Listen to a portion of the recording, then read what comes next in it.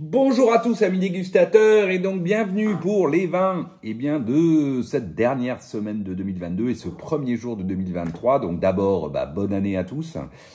J'espère qu'elle vous sera excellente d'un point de vue de la santé, de vos réussites personnelles, professionnelles, diverses et variées, tout ce qu'on peut imaginer et vous souhaiter de positif. Et puis bien sûr, qu'elle sera très positive dans la découverte de ce magnifique univers du monde de la dégustation des vins, sans trop abuser pour autant.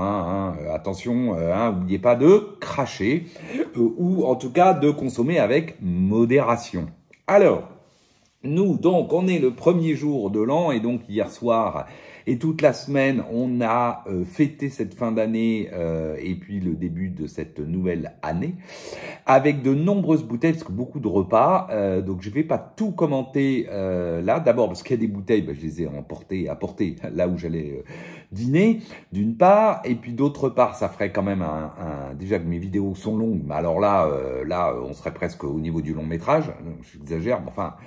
Bref, et par contre, j'ai tout noté sur mon blog Matt Le Bat, mon blog écrit habituel. Donc, si vous voulez avoir, je vous dirai un peu les bouteilles, un petit peu plus d'éléments dessus, n'hésitez pas à le consulter. Alors, on attaque avec quoi? On attaque tout simplement avec cette cuvée Galetti, le Côte-du-Rhône Vivarais, donc du domaine Galetti, la cuvée, je dirais traditionnelle, même si elle s'appelle spéciale, sur le millésime 2018. Alors, quoi dire, si ce n'est que moi, au départ, à l'ouverture, on va dire les premières heures, petite déception, parce que très marqué de sa mouvance bio-D, limite nature, mais enfin, il n'est pas nature, mais bio-D. Voilà, avec une dominante œuf, œuf, viande, voilà ce que j'aime pas. Enfin, voilà, des grosses réductions, des épices traditionnelles, limite banane, voilà. Enfin bon, bref, chose que j'aime pas, moi trop. Enfin surtout qui écrase un peu le vin, qui lui enlève sa personnalité. Voilà, donc j'étais un peu déçu tout de même. Bon, j'étais boucon, comme on dit. Et puis, le lendemain, donc après 24 heures d'ouverture, c'était quand même beaucoup mieux. Et j'ai retrouvé le joli cru que j'avais déjà goûté. Très Syrah, plutôt très Syrah et assez Rhône Nord, on va dire, dans l'esprit en tout cas. Avec du cassis, des notes d'épices un petit peu réglissées, même complètement réglissées, un petit côté violette, fond léger mocha, belle bouche surtout, c'est ça. Je trouve que très joli chez Galetti, c'est très belle bouche, tanin soyeux, il y a de la densité, il y a surtout pas mal de fraîcheur, y compris sur son 2018, ça en est même surprenant. C'est assez droit, frais, final frais, jolie persistance.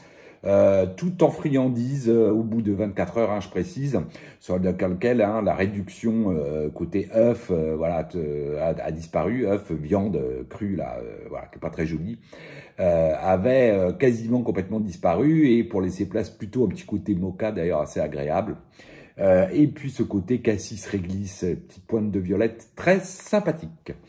Ensuite, on a ouvert ça pendant la semaine aussi, que j'ai rentré en fait récemment, donc je voulais en goûter une, parce qu'évidemment ça n'a pas grand sens que de boire ce Riesling Schlossberg des frères Bertholmé du domaine Albermann sur le millésime 2019.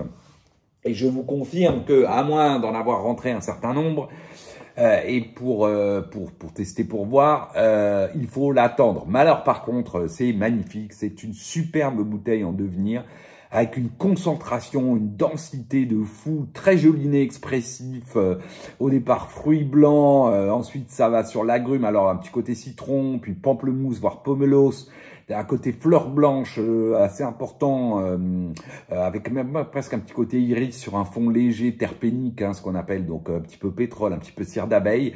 Tout ça est en train de se dessiner, mais surtout une bouche dense, concentrée, droite, matière cristalline pour autant. Donc ça garde de la délicatesse, mais une puissance de fond, une finale fraîche, c'est droit, c'est vif, tout en étant magnifiquement enrobé, et c'est très belle persistance. Donc, potentiel très grand vin en devenir, à boire dans 10, 15, 20 ans, 10 ans au minimum, je dirais. que ce Schlossberg 2019 qui promet des merveilles.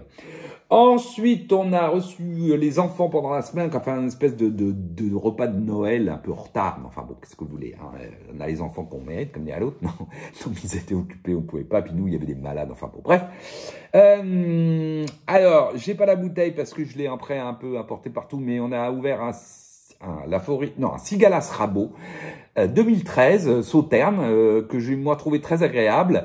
Très classique d'un Sauterne, c'est ce qu'on attendait. Très jolie fraîcheur, grosse acidité, qui tient le vin tout du long. Joli aromatique, classique d'un Sauterne. Alors après, pas non plus très complexe, il y a une forte personnalité, mais un très joli Sauterne que ce Cigalas Rabot 2013 qui nous a fait bien du plaisir. Allez voir sur le blog si vous voulez plus de détails. Ensuite, j'ai ouvert ça, un Duarte Millon. Alors on voit rien, mais je vous promets, c'est un Pauillac Duarte Millon, 1998. Année de naissance de mon grand-fils. Donc, là aussi, très classique d'un Pauillac. Donc, c'était ce qu'on attendait. Joli nez de cassis. Après, on a les notes, on va dire, fumée, tabac, boîte à cigares. Le côté, d'ailleurs, au départ, plutôt très encre, graphite. Voilà, qui, avec l'aération, effectivement, laisse un petit peu plus de place à ce côté boîte à cigares, épices, boîte à cigares, fumée, tabac, sur un fond de cuir. Jolie bouche, alors non, plutôt on va dire une bouche charpentée, voire robuste, donc pas mal de structure, tanin soyeux, mais par contre un peu rigide, c'est quand même un peu rigide ce millésime 98, hein. Grosse structure, tanin un peu rigide, même s'ils sont au toucher assez soyeux.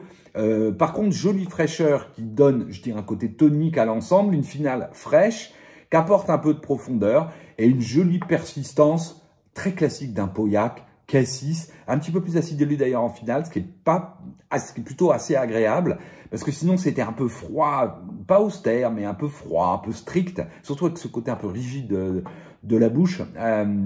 Et donc cette finale qui reprend un petit peu d'acidulé, donc apporte un peu de friandise. Donc cassis, les notes boîte à cigares, puis ensuite le côté encre, graphite, voire un peu cèdre, donc bois précieux, sur ce fond de cuir. Bref, tout ce qu'on attend d'un très classique Pauillac. Et ma foi, c'était plutôt réussi sur l'agneau de 7 heures. Mais j'avais aussi ouvert ça c'était pour faire plaisir à ma douce et tendre, hein, qui est une grande fan des vins de Barthes, de l'ami Pierre. Et j'ai ouvert ce Bonnemar 2013. Donc évidemment, c'était d'ailleurs assez rigolo avec à côté du Pauillac. Là, on est sur tout à fait autre chose. Et mon fils, grand-fils, qui connaît finalement... paradoxalement, avec le papa qu'il a, pas tant le vin que ça. Bon, il est parti assez tôt de la maison. Il me disait, ah bah oui, c'est différent. Ah bah non, bah là, c'est plus festif. Voilà, j'ai beaucoup aimé.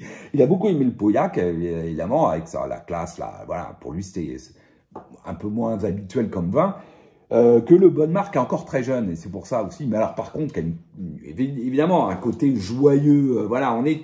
sur la framboise, la groseille, des belles notes. Alors, un peu, on va dire classique du Pinot ronce sous bois, mais là avec un côté rafle, un petit peu ligneux presque par moment, donc ce côté un peu végétal, qui apporte une certaine complexité, mais je pense que Pierre avait dû laisser, avait dû laisser un petit peu de rafle, je pense, sur le Bonnemar. Il en laisse souvent un peu sur ses grands crus. Et là, on le sent un peu, ça apporte une certaine complexité, fraîcheur. Ensuite, on a évidemment des notes épicées, plutôt là d'ailleurs, plutôt girofle, et un fond alors qui était plutôt léger mocha. Mais bon, moi je suis moins sensible à les vaches chez au domaine bar, mais peut-être que certains auraient trouvé ça un peu plus marqué, pas moi. Voilà. Ensuite, surtout, c'est la bouche, très jolie bouche, surtout pour un 2013. Alors évidemment, on est sur un millésime frais, ça se sent, hein, c'est tendu, mais il y a suffisamment de matière, il y a même une très belle matière, très jolie densité de matière qui enrobe ça. C'est puissant comme un Bonnemar, la finale est puissante, fraîche, ça envoie, ça impressionne évidemment, surtout sur un 2013. Tout en restant évidemment bien équilibré, et c'est bien la force de ce type de vin qu'on aime beaucoup, avec une très jolie persistance de groseille, donc de fruits rouges plutôt, de groseille, de framboise, ces belles notes, rondes sous bois, un peu rafle, la pointe d'épices, entre réglisse et girofle, voilà, et le fond un peu léger mocha, c'est évidemment très réussi, très joli vin que ce Bonnes-Mares 2013. Ensuite, qu'est-ce qu'on avait d'autre? Je ne sais plus, mais on a reçu aussi Mathieu dans la semaine. Alors, qu'est-ce qu'on a ouvert avec Mathieu? On a ouvert ça, un Meursault Genévrière 2013 à nouveau, du domaine Mikulski. Alors, bon, bah, c'est un joli Genévrière, à nouveau sur 2013, qui est un beau millésime. En bouche, c'est surtout, alors le nez très classique, fruits blancs, citron, ensuite les notes, effectivement, tarte citron meringuée, un peu beurré brioche. Et puis un fond amande aubépine, voilà, et une petite pointe sésame, un petit côté aussi crayeux. Une bouche surtout droite, tendue, c'est assez cristallin, c'est très fin, tout en ayant de la puissance, surtout sur la finale, c'est assez puissant en finale. Tout en ayant cette délicatesse des genévrières, cette finesse délicatesse avec une matière vraiment ciselée, voilà, c'est droit tout du long. Et d'ailleurs, la matière enrobe ça comme il convient, mais on va dire que voilà, on n'est pas dans un vin rond, ample, non, on est plutôt sur un morceau tendu, droit, sur ce millésime 2013. Voilà, avec une jolie persistance en finale, c'est très classe, c'est très élégant, comme souvent Genévrière, et donc un beau Genévrière 2013 de Mikulski. Et puis l'ami Mathieu, il était venu avec ça, hop là, j'attrape un Châteauneuf du Pape du domaine Beaurenard et du millésime 89. Donc très beau millésime 89 à Châteauneuf du Pape, millésime chaud, 89, millésime chaud en général en France. Et ma foi, bah, un joli Châteauneuf classique de ce d'un Châteauneuf arrivé à maturité. Cassis, prune, les voleurs presque pruneaux. Les notes, alors les notes un petit peu épicées, réglisse, mais qui évoluent très vite vers l'orange sanguine. Ensuite, on a surtout les garrigues, mais garrigues là pour le coup qui tournent vraiment tabac. On est vraiment sur le tabac fumé, mais le tabac. Et un fond de cuir, très cuir. Ensuite, une bouche. Alors pour un 89, on pourrait s'attendre à une bouche alcoolique, mais non, la puissance alcoolique qui devait être là quand il était jeune, bien évidemment, là, avec le temps, c'est totalement, comment dire, fondu. Et on a une bouche ronde, souple, ample, voilà, avec de jolis tanins soyeux, assez gras. Et ça tient sur sa structure, parce que pas énormément de fraîcheur, bien sûr, mais on a une grosse structure sans sentir l'alcool, c'est ça qui est agréable. On est sur le cassis, ces notes un peu tabac, pas un peu, ces notes totalement tabac, une petite pointe agrume orange sanguine, hop, qui vient tonifier quand même un petit peu ça d'un point de vue aromatique, sur un fond de cuir, dans une jolie finale qui tient sur sa structure, sur l'aromatique que je viens de dire. Bref, un joli vin arrivé à maturité, pas d'une grande complexité, mais un joli Châteauneuf du Pape qui est très agréable parce que pas trop marqué alcool et la puissance s'est fondue. Donc très bien en ce sens-là. Ensuite, juste petit mot pour le nouvel an, qu'est-ce qu'on a bu?